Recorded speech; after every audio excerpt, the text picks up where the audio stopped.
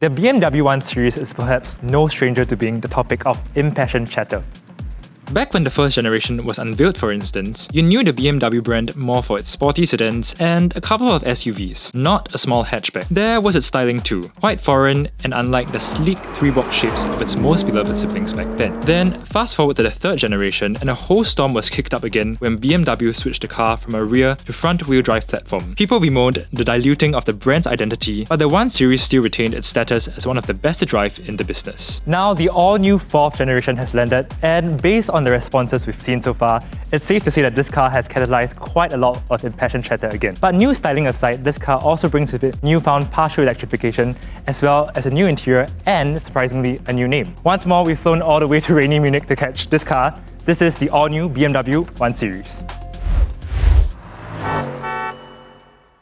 Alright, it's impossible for us to not talk about the new 1 Series' styling, and as you can tell, I think it won't be too difficult to set this apart from its predecessor. We get redesigned headlights, we get this new grille that looks like the one that we first saw in the X2, as well as just this whole new front that looks sharper than before. I would say that I can see where the brand is trying to go with this. If you've seen cars like the 5 Series, even cars like the X2, you can see that these vertical elements of the headlights are a design signature that we'll probably see on more cars, and therefore the headlights look a bit different from what we've seen before on the previous 1 Series. In typical BMW fashion, I think this is a design that may not be so appealing at first, but I found myself growing to like cars such as the 4 Series as well as the X2, and I feel like maybe the 1 Series might grow on me as well with time. Come around to the side, however, and you'll notice that this latest 1 Series steps a bit closer back to its rear-wheel driven predecessors with its new profile, especially with the way its nose slopes down to the front for an elongated look. The Hofmeister kink on the car's rear windows also spot a new number 1 embossing, and of course, you can opt for your car with the M Sport package, which gives it larger wheels and a good serving of racier-looking black gloss trim. Because this new 1 Series is effectively built atop the same platform as the previous generation, its wheelbase hasn't changed and stands at an okay-ish 2670mm. Space here is honestly not too bad for 2 adults, with good legroom and headroom. It's something you imagine a rear-wheel driven compact hatch would have struggled with. The boot, however, is where you find that some compromises on the car have been made. Because this specific 120 variant is a mild hybrid, its 48-volt battery is mounted in the boot floor at the rear and eats quite significantly into space here, reducing the total capacity to just 300 litres. To be clear, it's not a massive change that normal users will see. There's a good reason that Singaporean customers won't be affected too, which we'll come to later. The rear design of the 1 Series has been changed quite a fair bit as well. We no longer get those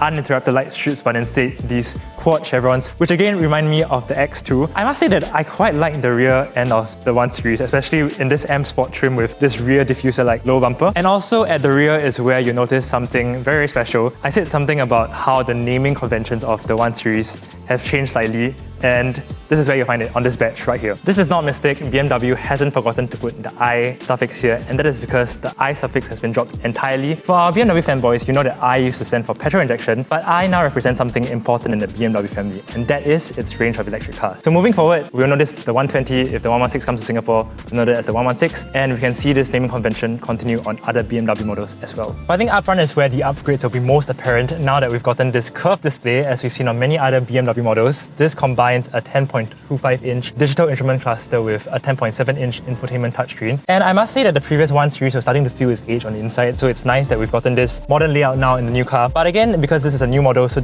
it does come with a few of its party tricks, chief of which are these new ambient lighting portions that you see here on the aluminium panels on the sides as well as in the middle. And if I click some buttons to change the drive modes, you can also see these lighting patterns change, which is pretty cool. BMW says that one of the goals for designing this new cabin was to make it both modern as well as clean and calm. So I think one thing that I also want to point out is the fact that you get these diagonal portions here that integrate the ambient lighting with the air conditioning vents, and that is a very, very cool touch.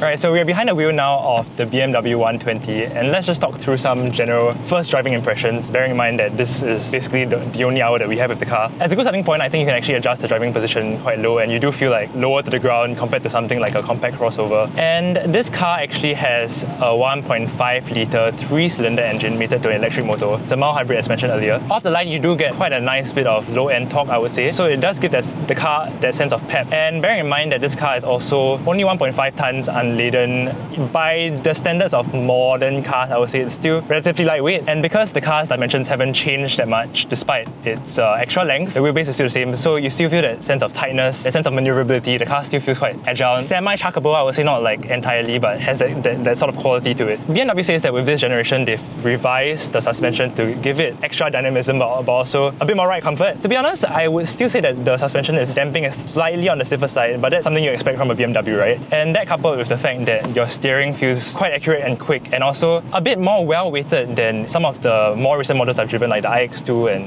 even the i5. I think with the old car, the same thing remains, where towards the top end of the car's top range, you do feel like it's running out of breath a bit. Otherwise, I feel like the 1 Series honestly feels quite similar to the previous third generation car. In fact, mechanically it is. You can in some ways see this as a very, very heavy facelift of the previous generation car. It shares the same platform, same sorts of powertrains, and that's not a bad thing, because for people who've always wanted like a compact hatch with a sportier edge to it, the 1 Series has always filled that assignment quite competently, and this new generation car continues to do the same. Since the 120's power output would catapult it way above the heights of the power ceiling for a category A COE, we've heard from BMW that it won't be coming to Singapore. What's likely to reach us is the 116 variant, which relies on a 1.5-litre engine producing 121 brake horsepower, but thus without any mild hybridization. Although we can already foresee that it'll feel peppy enough on Singapore's roads, it's also hard not to fantasize about the added refinement we would have gotten with electrical assistance. The fact that it has gotten mild hybridization this generation also makes it feel like the modern car it's been designed to embody. It just feels like a shame that Singapore's specific system has once again forced the hand of another car maker.